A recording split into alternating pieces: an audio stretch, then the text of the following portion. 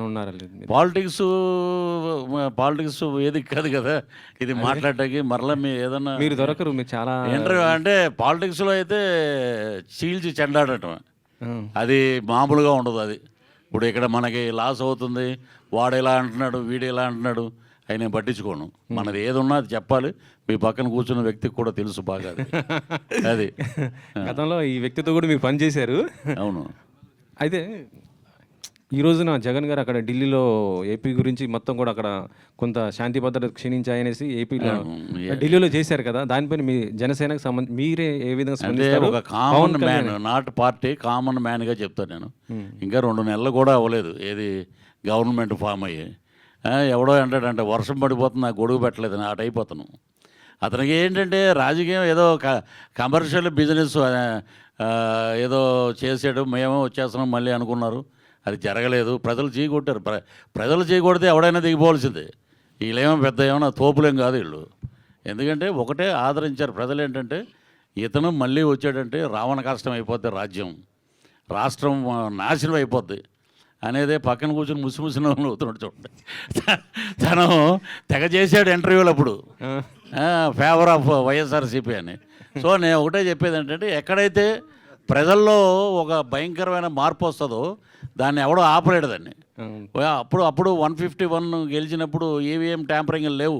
ఇప్పుడు వచ్చినప్పుడు ట్యాంపరింగ్లు హత్య చేశారు అది ఇది అని అంటే, ఈరోజు ఢిల్లీలో ఒక మీలాంటి విలేకరి, నేను హ్యాట్స్ ఆఫ్ అని అతని నెంబర్ కనుక్కుని నేను ఫోన్ చేశాను.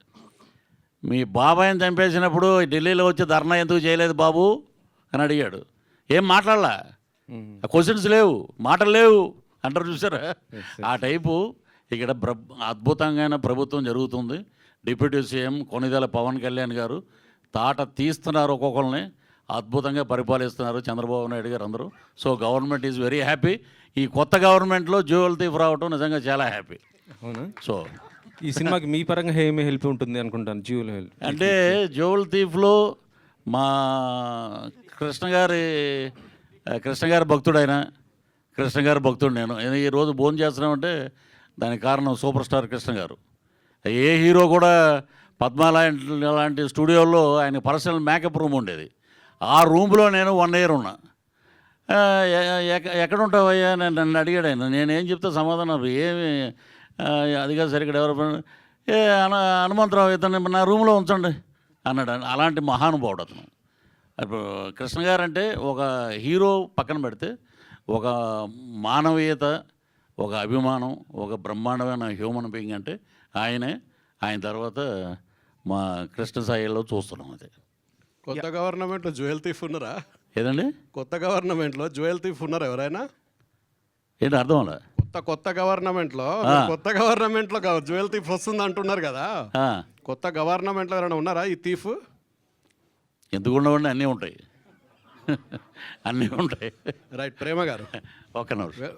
Welcome to film industry Telugu again. Thank you. చాలా రోజులైంది. బాగున్నారు కదా? బాగున్నాను సార్. ఎట్లా ఉందండి ఈ చాలా గ్యాప్, మీకు చాలా సంవత్సరాలు అయింది తెలుగు సినిమా మీద మిమ్మల్ని చూసి. ఎట్లా అనిపిస్తుంది మళ్ళీ రావడం?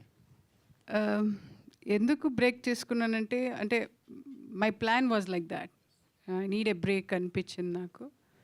సో ఎప్పుడు మేకప్ ఉండేది, యాక్టింగ్ చేసేది అది ఉంటుంది. సో ప్రేక్షకులు ఎప్పుడు నన్ను వద్దు అని చెప్పలేదు. అలాగే డైరెక్టర్స్ కానీ ప్రొడ్యూసర్స్ కానీ